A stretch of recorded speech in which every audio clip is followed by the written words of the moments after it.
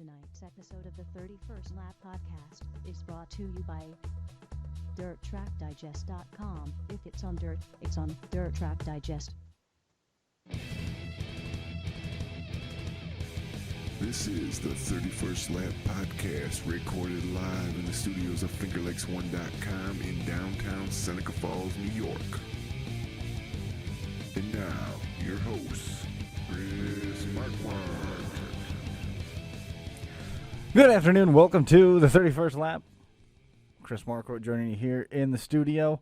Just wanted to welcome Mike into the show. He's also hanging out with us over there on the Skype hotline. Michael, thanks for joining us. How are we doing tonight? We're doing pretty good so far. Well, afternoon, I guess, because it's still daylight. Yeah, Shocker. Finally, right?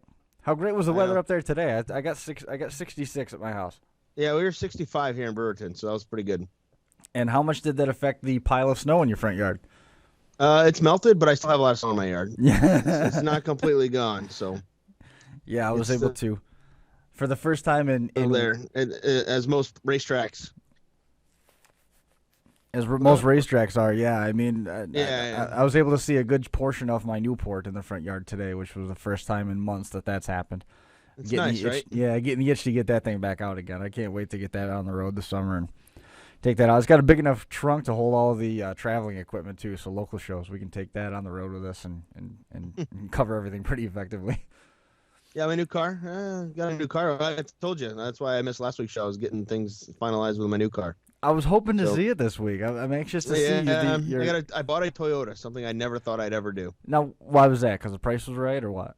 Because it's a foreign car. I never thought I'd buy a foreign car, but I bought it because I want something that's a little bit more reliable for the mileages that I acquire or accrue. Yeah, whichever one of those words works. Pick one. Which what happened to yours anyway? It just got to the point where I had a wheel bearing going, had some issues with the door handles not wanting to work. That's an issue. 3 weeks ago when I had to change the front light bulbs. It took me 2 hours with my buddy to pull the whole front end of the car apart. I'd had enough. That was it. That was enough. Now, yeah, make sure that this car you just click it and unclick it, and you're good on the light bulb. So you've already scouted the headlight change. Yeah, I don't have to take the whole car apart to do it. So that's the key. Right. It's like oof. So camera. It's already made its first road trip, so it's in. Yeah, you were on the road this weekend. How was that? Yeah, I made it down to Williams Grove Speedway. That was sometimes when things just don't go your way, they don't go your way.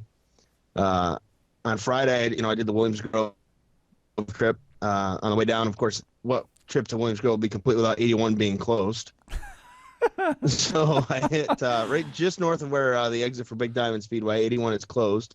So I'll stop and go for 5 miles, got off, took a bunch of back roads, and made my way back around, and then got about 15 minutes from the racetrack and hit another accident where the road was closed or slow, and took another extra half an hour.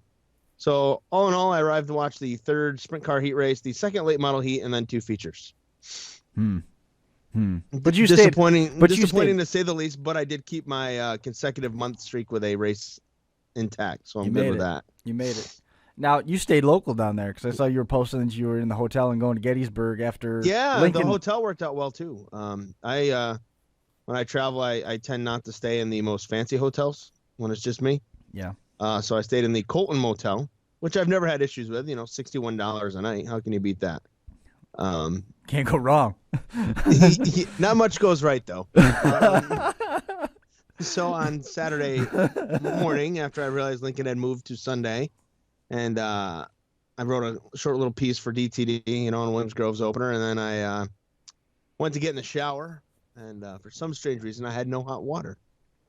So after a brief hour pause in the action for the afternoon, I got a call back from the hotel manager, who promptly told me that they had someone coming to work on it, but they don't know if he could fix it, so we're going to send you to a different hotel. So then I promptly moved down the street to the Budget Host Inn, the Gettysburg Motor Lodge, which is also fairly priced at $61 a night.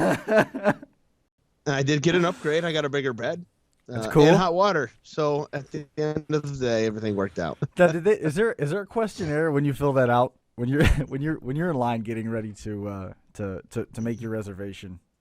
Do they ask you? They hand you a checklist, and you have to pick the amenities that you want. You want a bed. You want running water. I figured you hot want water. Came Was that included. an assumption? Yeah, I figured as much, but it did not go as well for me. So I had to move hotels on Saturday.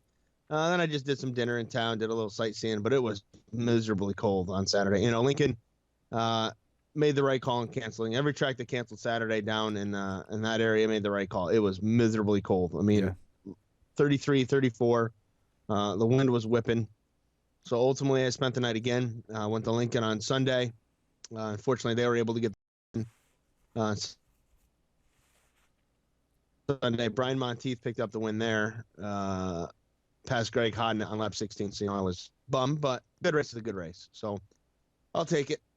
And Sunday came home. I know some friends, folks from Dirt Track Die just made their way to Big Diamond. Leon Andrus and Ken Bruce did a nice job covering Big Diamond for us in terms of riders. Then we had Joe Kaminsky and Brent Smith there. And, of course, Jeff Grommes, Dave Pratt covered at Lincoln. So we had a good weekend coverage-wise. It was just my weekend didn't go necessarily as planned for the various things that I was doing. But, hey, it's part of the road trip, right?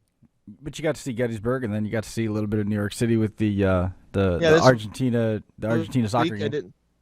Yeah, Argentina, Ecuador. I got to go to that Tuesday night with a buddy from work, another history teacher who's also a fan of soccer. Sadly, they wanted to see Messi. Their favorite team's Barcelona, for anybody that follows soccer. And everyone's like, what the hell? Is this a soccer podcast now? But I got to see my favorite player who plays for Juventus, one of my favorite players, Carlos Tevez. He plays for Argentina. Argentina did win the game 2-1, and that was part of our DTD April Fool's joke, if you had a chance to log on to the front page yesterday. I think we got everybody, not so much with that one, but we got everybody with the Jake Spraker buying rolling wheels one. That was a good one. A lot of people bought that one, so that was pretty good. We had a good day. So that was fun. We had fun with that yesterday. We got to love April Fools. You get nervous at all doing that? No, because I make it pretty blatant at the end of it that, more to come on this April Fool's Day, and then I made sure I bolded it. So if you didn't get it, right, it's your own fault for being Did you tell Jake slow on the uptake? Did you tell Jake that you were doing that ahead of time? No, we just did it. That poor dude's phone must have been going crazy. Yeah, Jake takes it well. We bust Jake's chops pretty good. So, he's used to it from us. Right. He gives it right back to us. If you know Jake Spraker, he's a ball buster, but he's a good guy. So, yeah, a little give and take here and there. He's not one to shy away. I mean, he's the one to let us take a picture of him handing out schedules at the car show in the Rolling Wheels booth. So, right. It was only fair at that point that we had to use it for something. Sure. Makes sense to me. Yep. So last weekend we were home, didn't have any place to go. Coming up next weekend, we're going to be going to Kentucky. So I think we're going to be off Thursday night because we got to drive out Thursday night to make it for the show on Friday during the day, and then Saturday the following day on the 10th and the 11th. So next week, no 31st lap for us. Okay, good to know. But yeah, I'm telling you right now. Thanks. It just occurred to me actually as I was talking about it. We were home last weekend, happens. and I took my boy Alan to Lee Sanders racing party out in Manchester, and it was he had a great time over there. Yeah. Yeah, you got the chance to see his first 360 or 305 sprint car up close. He got his picture next to that, and when I told him that he'd met the driver inside, he was beside himself. He said he was asking on the way over if Jeff Gordon was going to be there. That's neat. I told him I can only assume that if Jeff Gordon showed up at this party, that huge changes were happening in the racing world. Yeah. But he had a chance. We had a picture up on Facebook. Yeah, he was at the wrong party. Yeah, he was pretty excited. He said, "I can't believe I met a real race car driver." So that was cool. That's neat. Very cool. Yep. It was a good time. Good. Well, a lot of things going on in the racing world. Well, this weekend, Mother Nature looks like it's going to prevail again. Yeah, Friday night's not looking so good. I'm planning on heading down to Williams Grove tomorrow night with John Tiff. We plan on making that trek, but weather forecast is one thing. But, hey, more than likely, we'll leave early in the afternoon. We'll see what happens. If they race, they race. If they don't, they don't. We'll find something to do. So, Saturday's still up in the air depending on weather, whether we go to Port Royal or Selinsgrove or who decides the race. That'll be the question. So Possibly soon. Let's go over that. And then Sunday, nothing. We're not going to Bridgeport. Got a couple of guys going there to cover that. So I'll be coming home on Easter Sunday to do some things. So that's this weekend. And you're obviously no Animal Derbies this weekend? Coming up in the next 2 days, for me, no. But the week after is Owenton, Right. Kentucky. Nice. Got a windshield stock class. I was working on some of the live stream stuff today, getting all those parts and pieces put together so that we're ready to go when we go down there, and then from there we got May 9th, which is the debut of the pay-per-view stuff already. Right. Nice. Well, a couple of news stories coming out here this week. Of course, the governor's budget came out. Yeah, good news for teachers. Oh, yeah, great news for teachers. He hates us. I don't know what I ever did to him, but the $50 million is in the budget for the fairgrounds approval. So lawmakers will have to approve it, and we'll see what happens. If that passes, I got to assume it is, regardless of what politicians have been telling us, I got to assume that it is not a good situation for the fairgrounds. Curtains, chopping block for racing. At the mile, it would appear. Yeah, I would assume. I've heard some rumblings and stuff like that through various sources, etc., that have said it's pretty much a done deal. They're just making us all feel good about ourselves. But right, I'm always one to hold out hope and not necessarily give in and throw in the towel. So let's hope that changes. And then there was another story today on the recordonline.com talking about a possible water park being built in the vicinity of the Orange County Fair Speedway and on the Orange County Fairgrounds. So, obviously everybody's in an uproar over that, but based on some of the conversations I've had today, that doesn't seem likely to affect Orange County. So that's good. Yes. I mean, think about... And there may be some, I'm hearing rumors that there may be some improvements coming to the fairgrounds, actually. That'd be cool. Yeah. So, I mean, think about the implications that this budget and then that story that broke from the record talking about that water park. If that did indicate trouble for Middletown's track, we're looking at severe implications for Rolling Wheels. Given that it came out last week that its future as a racetrack is in serious question.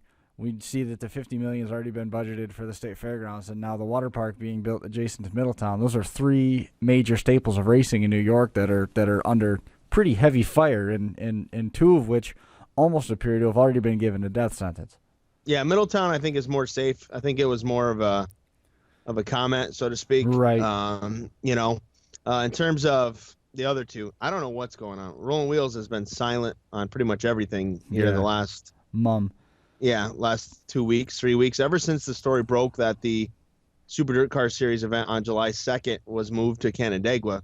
Nothing has come out of Rolling Wheels. Nothing that's attributed to anybody that was named by name. I mean, nobody's talking. There was one piece, the one piece that came out on Race Chaser Online that Stephen Ovens wrote, quoted the person that he got a hold of through Facebook, which would only respond as, "I'm a Rolling Wheels staffer." Now, what does that mean? I mean, that opens up myriad questions by itself. If you're a staffer and there's not racing there, what are you representing? What's the next step? It's a pretty thick ball of yarn right now, and we really don't have an end even to start with to start finding the way to unravel it.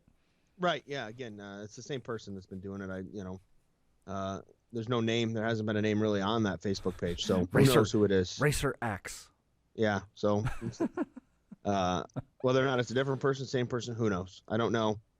I have no contact with that person, obviously, other than through the various threats that I've received from other people. But what are you gonna do? Yeah. Right, wrong, indifferent. You don't have to like what I write. At least you're reading it, I guess. So. Well, I don't get the attack as of late. It seems like on every racetrack. It's just. I don't know. Right when you think things are going well in the world of racing, you get all these different various news stories coming out, and now Syracuse this, and then Rolling Wheels, and then Middletown, and it's just all a lot of negative publicity, so to speak, all at the same time. It's kind of depressing. Right. But I guess we've been kind of in a bubble here the last few years. I mean, we haven't lost a racetrack in New York in a long time. I mean, it's been, I'm hard pressed to remember the last racetrack that closed. It didn't come back. I mean, obviously there's some in Western New York or whatever, but Yeah, I'm trying to think. I mean, Shangri-La closed, and that became a gravel pit. But then you got Shangri-La 2 built, almost around the same time period. So it wasn't like you lost a track, yes, but you also got a brand new place, which is pretty amazing. So Western Pennsylvania, we're getting Thunder Mountain Speedway back, and Brookville. Yeah, the track's coming back, so that's good.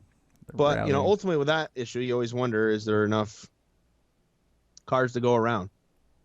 Is there enough cars, race cars, and people to support? Well, the way to solve that is just to not just to go in Cavalier guns a-blazing, book as many dates as you can on top of other events, and pay a huge amount of money and not answer questions. Yeah, we've seen how that's worked. Oh, by the way, I mean, I can't believe that we haven't mentioned this. Mike, what's it? What's it like now stepping away from Dirt Track Digest? Oh yes, the other the soccer story, that was good. Yeah, something different. No, but I took a lot of grief on Facebook for going to the soccer game. So we had to throw that story out there yesterday too. Like I said, I do love a little soccer or football once in a while. It's different, but I had some fun with it. You gotta love April Fool's Day because ultimately you'll get a couple of people. So I mean, I think the rolling wheels thing was kind of mean. Now that I think about it, because we actually got people's hopes up and got them excited that holy crap, somebody's Jake's gonna save rolling wheels. So yeah, I thought that was a bit of a low blow, but I mean, it was intended in good fun. Hey, yeah. I got to tell you that you have effectively sucked me back into this diecast pool. Yeah, are you back in? I know we. Oh my God! After the show there 2 weeks ago, you got excited and you were online buying diecast like it was your job. I was making offers. Yeah, did you get the STP number 2 Mario Andretti car? That's my question. Yeah, it's home. You got it? I do. How much you like it? I love it. I figured it was worth the investment. I love it. It's not the 1/12th, but it's the closest I think that 1/18th scale.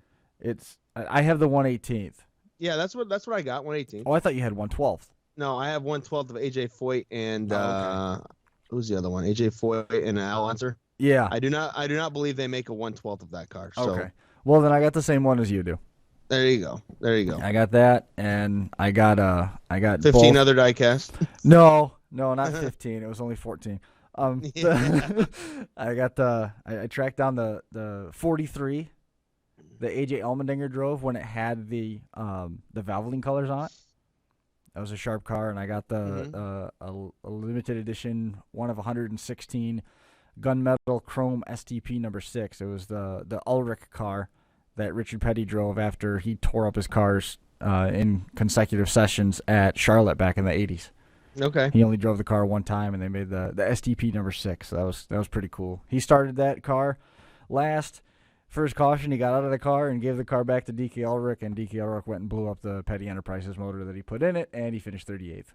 Anticlimactic story, but still, it was a cool looking car. It was cool. I was excited. Nice. The Andretti car, man, I was excited about tracking that thing down. There was some other nice. There's a lot of here's the problem: when you buy one diecast, you want to buy more diecast. That's the problem. Well, you find other ones that you didn't expect to find. Exactly. That ultimately becomes the problem. Right. I found the Air Force number 43 that won the Pepsi 400 a couple years back. The Victory Lane version with the confetti and everything all over it. So I didn't buy that one. I've been watching it intently, but.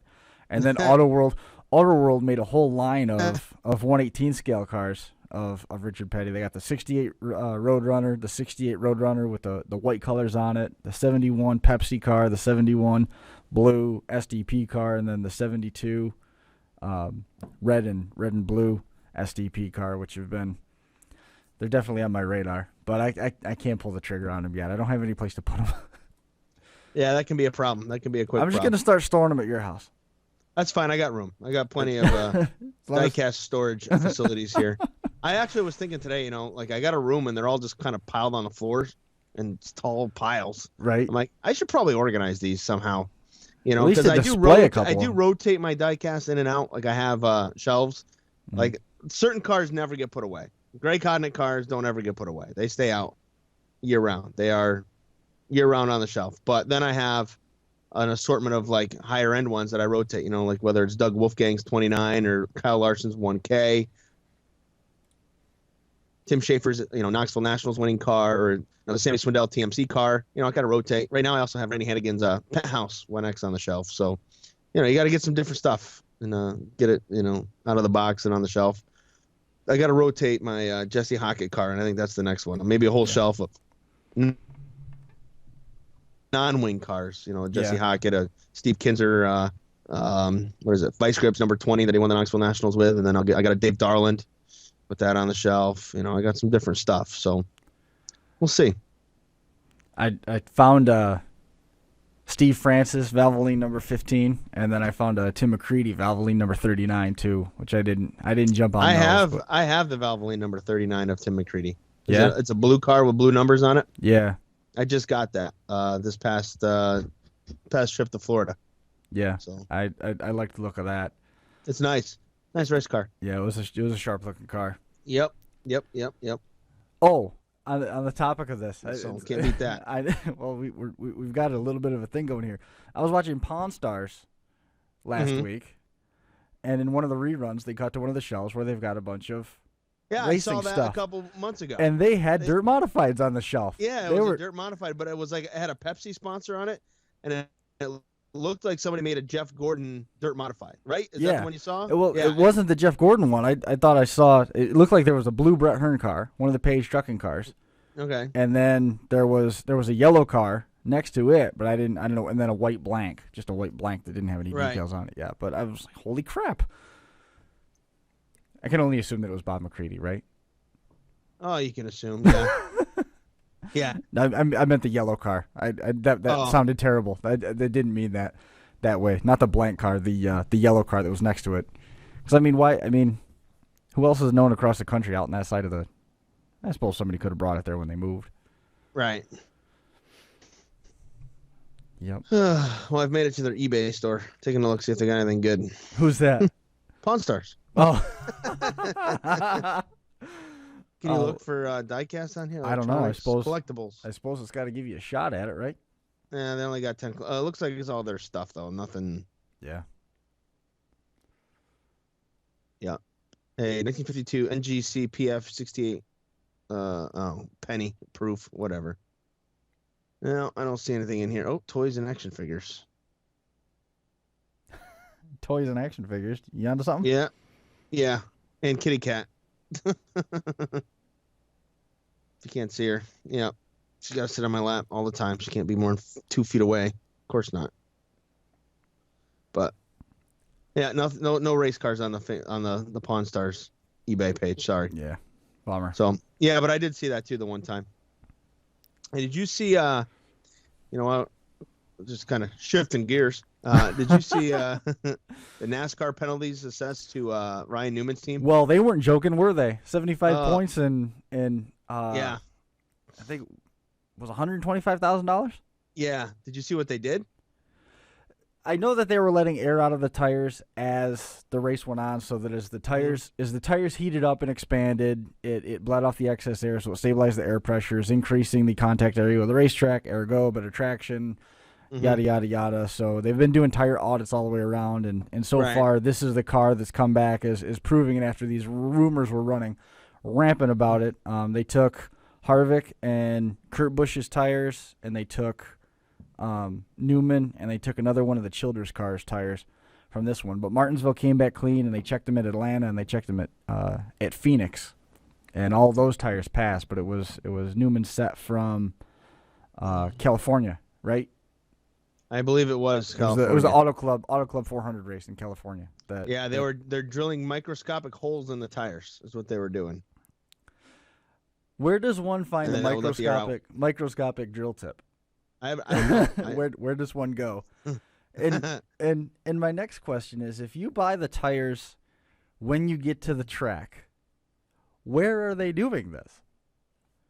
Probably in the pit stall. I mean, are we just I know going there's back NASCAR officials there, but we're going back to the pit stall with a microscopic drill that has a microscopic bit to drill microscopic holes. Could you just punch the holes in it? Maybe, I don't know. I'm not sure how would you do it unless you, Mm-hmm. you know, if that tire compound is soft enough, it almost essentially with like some sort of hypodermic needle. I mean, it'd be that's a very crude comparison. Right. Well, something small like that. Yeah. If those tires are soft enough to where you poke the hole in it, the tires are soft, it's going to suck back around the hole. And then as the tire heats up, that hole is eventually going to stretch out. Right. You know what I mean? So, I mean, it's a good idea. I mean, the fact that they came up with that is pretty impressive. Yes. You know, I give them credit for ingenuity there. NASCAR obviously did not. But I think that's no different than the check valves and valve stems that we've seen before. I mean, yeah, but they're not allowed to run those. Yeah, I know they're not. That didn't mean that they didn't before. Right. I mean, they're not allowed to run bleeders or anything like that. Right. So it's a game of inches, I suppose. I mean, how much more evidence do you need now than that? Doing everything they can for that extra advantage. I don't know. Maybe just let them run bleeders. I don't know why they don't personally, but well, I mean, it's a seriously stiff penalty, big time. Yeah. Oh yeah. I mean, it sends a pretty clear message. It takes him out of the top 10 and puts him down in the, I believe, down. He's still in the top 30. Mm-hmm. My question is, though, at the end of the day, what does it really matter? Because all he's got to do is win a race, and he's fine. True, but doesn't that increase the pressure? Considering he didn't win a race last year, yeah. You know, but at the same time, he made it down to round 4 in the chase last year. Made it to the end, yeah. I mean, he made it to the finals. I mean, it was one spot away from winning the thing without winning a race. We've seen it done before. So not with the chase format, though. Yeah, right. But I mean, ultimately, what are you gonna do? Jeff Gordon, 2 weeks in a row. I felt bad for that guy. Did you see his drive up through the field in Martinsville? No, I didn't get a chance. Well, I was at Lincoln, so I didn't get a chance to watch the race. So let's dial back. We're talking about California. He chooses to stay out with about 8 laps or something crazy, 8 laps on his tires. He went from 12th to 8th, stays out, moves up to 1st. On the restart, didn't do well. Didn't get a good restart and just fell like a stone back through. He held his own over the last couple laps and couldn't really do much with it. Ends up 10th. Net gain of -2 spots by staying out, but who knows what would have happened if he came in and pitted otherwise. Turns around and goes to Martinsville, and his car is the best that it was all day on that last run. And he was looking strong all afternoon, turns around, and he gets pegged for speeding in the speed zone just prior to his pit stall. So he drops to 22nd from running like 4th. And over the final 30 laps, he went from 22nd back up to like 7th or 8th. Maybe 9th. But anyway, he got into the top 10. Cleanly into the top 10. That was a heck. He passed a lot of cars at Martinsville in 30 laps to get that. And how good could he have been if he was doing that in 5th? But yeah, that's not bad. Not bad. Easy come, easy go. I figured that John was excited when Keselowski came through to win in California. That 2 car come out of nowhere to win that race. Yeah, where'd Harvick finish? 8th? Harvick was out of the top 2 for the first time in 9 races? Something. I mean, it keeps Richard Petty's stretch intact. I think it was 1975 that I believe it was Richard Petty did that in 75. Yeah, he did a whole bunch, right? Yeah, I think it was like 9 or something like that. And then I think it was that same year that when he set the record for consecutive wins, which has since been pressured. Mark Martin, I believe, and Jeff Gordon have both in the mid-90s run up 5 in a row, something like that, which was that's pretty impressive. You're not gonna. I don't think you'll ever see that matched these days with the state. It's too difficult. It's just too hard. Everybody's it's too equal. competitive. Back then you could, if you found something and got an advantage, you could really use that advantage. You know what I mean? Oh yeah, absolutely. So those days are long since gone now. Let's see what else was hot news this week. I know one thing that was big news. Everybody moving their openers back. I mean, sadly, Fonda Speedway pushed theirs back. I like how you mentioned it's big news when everybody just. But the thing is, is everybody in New York saw that coming, didn't they? Yeah. I mean, didn't you see that coming? with the way the weather's been. I mean, Well, today it's nice. I mean, if you could have 3-4 days of this, we might have had a shot, but not happening. I mean, but here's the weird part. Everybody canceled their races for next Saturday. It's not even this weekend. I mean, Fonda canceled this weekend 2 weeks ago, but now let's see, 5 Mile Point canceled until next Saturday for their opener. Orange County, their opener is scheduled for the 11th. Brett Dale's now got April 11th for a rain date in case it rains on Tuesday, which if you look at the long range forecast, the next 5 days is not good for Middletown. And then let's see, Canandaigua pushed theirs back, and then and Fonda pushed theirs back again now to the 18th. So everybody pretty much looks like the 18th is going to be the go for regular racing here around the area. So, but we'll see. But it definitely was. It's been a long week of that. So you're gonna have to travel down to Pennsylvania for a couple more weeks now just to keep your racing fix up. Yeah, this weekend again, Williams Grove, and then we'll see what we got tomorrow. If I have to go south to Hagerstown, I'll go south. If I got to go north, I'll go north. So figure it out. I'll play it by ear and kind of go on the fly, and then from there we'll go where the wind takes you. And then next weekend, the 11th and 12th, I plan on going to Selinsgrove on Friday, and then Saturday we have our ESS challenge race, Mach 1 challenge, and then Sunday I'm going to go to 5 Mile Point for their opener on the 12th. So nice. Or their ROC championship race from last year and first race of the ROC this year. if they don't get in Easter Sunday, which I believe, I don't know, the weather wise, it's going to be tough. So right. But what are you doing for Easter? I don't know. Don't know. May or may not go to my parents. I haven't really talked to my mom. Yeah. I talked to my grandma today because I was doing a little research on Ancestry.com. Oh, yeah? Yeah, that was fun. I got all the way back to my great-great-great-great-grandfather on my dad's side. So was that just piddling around, or did you have to pay to subscribe to that? You get a 14-day free trial, and then it's $16.50 a month. So I figure I'll cancel it in 13 days. Once you get all the names, you're good. Yeah, I'm trying to figure out what they did though. That's the hard part, and I know I got my great grandfather was in the military in the 1890s. So now I'm trying to find where he served in the military. His dad, I was looking to see if he served in the Civil War, but he was actually the town supervisor for the town of Roop from 1861 to 1864. So I don't know if he was in the Civil War or if he didn't go or what, because he was right around 30. So I don't know. I'd have to look. So I don't know. I got all the way back, like I said, to as far back as I could go, because the last grandfather that I could find, which was 4 generations back from my grandfather, he was 1796. He was born, and I couldn't get anything before that because there's no census records before that. So who knows from there? Have to keep looking. And I know they came from Connecticut. So you got I got that far. You got a couple days left. You got a couple days of break left. I got 13 days to keep looking, so we'll see what I can find and see what I can get. So, but it went pretty well. It's pretty interesting to do that kind of thing. Yeah. Then I found my great grandmother. I found her dad and mom, and then it's tougher to find the female line because the last names. If you're searching by last name, it changes. So you don't know. I don't know what their maiden names were. That's the. Yep. That's the hard part. Trying to figure that out was the hard part. That's the big tripwire right there. Yep. Nothing like talking about genealogy on a racing show, but it works out. Idea. We got 3 people listening. Oh, that's great. Hammering the numbers. I don't know. I don't know if these numbers are rarely right that are showing on here. Yeah. It's usually about generally a third of what actual numbers are.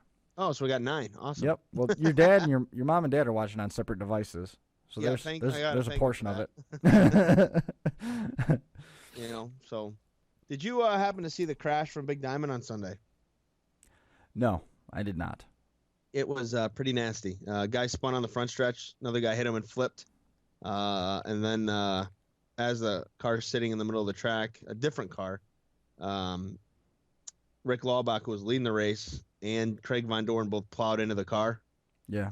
Got knocked out, and then Eric Rudolph won. It's pretty intense. Pretty intense. If you get a chance, look that up. I believe it's on YouTube. Gary Silverman Productions did the. He does a. Everybody was all right though. Yes. Yeah, everybody was fine. Yeah, race cars not so much. But fortunately, here we are. Here, I'll hopefully this doesn't play. I'll pause it. I'll be able to hear it. You won't be able to because it's in my headset. Right. Here, I'll send you the link right now. But yeah, if you get a chance to see it, it's on YouTube. Just search Big Diamond 329 or 329.15 and it'll come up. And it was a nasty wreck. Whoops. I just navigated away from you. I need to put you back up, and I need to check the chat. And I'll try and get this so that we can take a look at it on the screen. Really? Give me a second. Okay. I'm going to try to do a screen grab with it. Hold on. The accident occurs at roughly, I'm going to say, let me see if I can find it. I'll give you a right around time where it happens. I'd say 1:51. Okay, let me see. 1 minute 51 seconds. See if you can figure that out. See, we're learning on the fly here. Yep, it's new. It's all new. Here's a look at it. I don't know if we're gonna be able to get any audio out of it though. It's all right. See what you got. See if you 1:51. Yeah, I've actually got the audio, the visual up there, but for some reason I can't get the audio to play. Oh.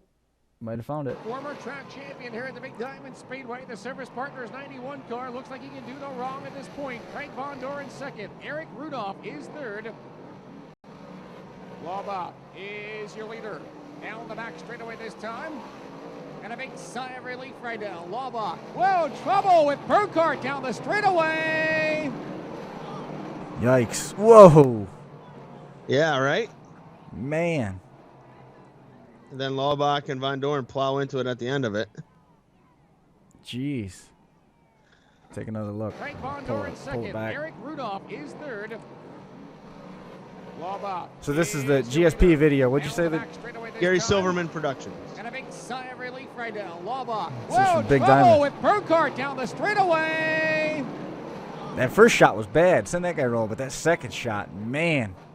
Then the last one the guy at the that end. hits and flip, yeah. Oh. The second shot when the guy hits him, the Bobbitt 96, he hits Burkhardt a ton. Yeah, he sure did. Yeah, and unfortunately, I don't think there's anything you can do there. Andy Burkhardt. Between the between the sun in their eyes and a little bit of dust, it's daytime racing, you get a little dust. Wow. And no place to go. And then luckily, Rudolph and Pouch Jr. drive through it. They're okay, and that's how Rudolph ends up getting the win, because this happened on lap 27, I believe, or 28. Right. So, well, a little treat for everybody at home. Got to watch some highlights, actually. There you go. Someday, So someday, maybe we'll be able to get to that point. let's not push it. I would love to, but man, it's just there's some challenges facing us in terms of what's that thing that's the most expendable commodity? Time. Yeah. And how we don't have any. Yeah, pretty much. It's one of those things. Yep. We'll get there one of these days. We gotta get to some more racetracks this year. I was working on my schedule here locally. I got a lot of Sundays that are open, so I think maybe we can do some stuff at Utica this year. Yeah, hopefully. If you're interested. I know the problem is when I say let's do something at Utica, we'll get there, and then Mike's like, "All right, have fun. I gotta go announce." Well, I do have to work still. I know. We'll get it figured out. We got to do it. We got to do it at 1 o'clock in the afternoon. Yep. So perfect. Before we go, I do want to make sure everybody visits, if they haven't done so, those listening, SaveTheMoodyMile.com. Yeah, Brian Picorni doing a good job with that. I mean, the response has been outstanding. Yep. So keep going. See what we can do. You got to keep it up. I mean, you got to keep swinging. You got to keep trying with it. I mean, even right now with the way the budget's written, it seems like you're just barking in the dark. But you gotta try. Gotta try. Never give up. So.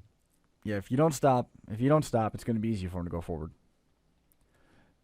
Maybe what we need to do is we need to get Dirt Track Digest members to chain themselves to the bleachers. And stop the bulldozers. Yes, stop the bulldozers. So, I don't know, man, but let's hope, and we'll go from there. And hey, look, want to watch Williams Grove highlights from the last week? if you got the link ready, we got it to work. And I'll give you the link and tell you where to start. You can get to the feature. It was actually a pretty good feature. All right, shoot me the link. Why not? All right, hold on. We're gonna do one more highlight here. If we could, amazingly, if we could start queuing these up, amazingly, I think this would probably go over well. It's funny, right? This is from the dirt station. Let's see if I can get the pass for the lead here. If you go about the dirt station. yeah. Let's see. Go about 2 minutes and 10 seconds in. About 2. All right, we'll give him a little bit here. Unmute it. Dietrich to the outside. Oh, 2:10. Here we go. You're right. Yeah, I'm gonna play that. I'm gonna pull that back just a touch so that we got a little bit more to. Well, 2:10 is good because then you'll pick up the battle for the lead between Danny Dietrich and Mark Smith.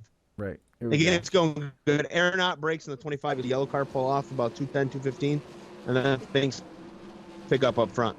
Yep, we're picking it up right here. To the outside, off turn 4. This is coverage from Williams Grove from the dirt station. Again on top. By Lafferty, by DeWeese, by Hodnett. And he's got more victims lined up. And then it gets interesting. Slowing on the front stretch. We'll see if Ott can get off the speedway. Ott pulls into the pit area. And that puts Danny Dietrich in the catbird seat. Dietrich to the outside of Smith. Smith steps on the throttle, takes the line away. Dietrich crosses him up at the line. Advantage Danny Dietrich. What a battle.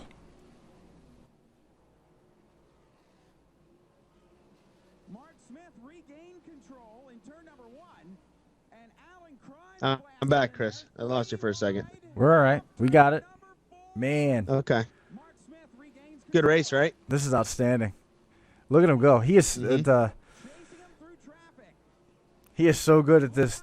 Wow, what a pass. Power move. Yeah. And Dietrich and Smith. It was a great race. Dietrich is so good at 3 or 4 in this race too. Yeah, on the top. Now 4 laps to go. And he gets the lead, then he kind of checks out. And then there's some good racing going on in the back.